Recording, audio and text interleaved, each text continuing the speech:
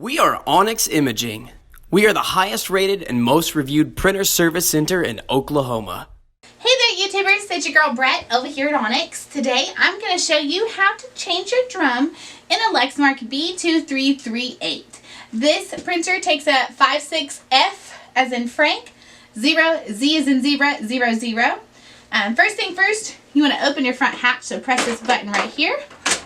It's pretty simple. You have this green lever. Go ahead and pull this out. This is going to be your toner. We also have another green lever right here. Go ahead and pull that out. This is going to be your drum. So you're going to want to set the old drum to the side. Unbox your new drum. Get it ready to put in the printer. And then the printer has these little green arrows right here. Go ahead and just put the guides in there. And it should click in place. Once you hear it click, then you know it's installed. Take your toner, follow the same guides as the drum. Once you hear it click, it's in.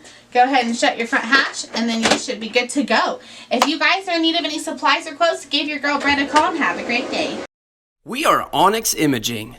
We are the highest rated and most reviewed printer service center in Oklahoma.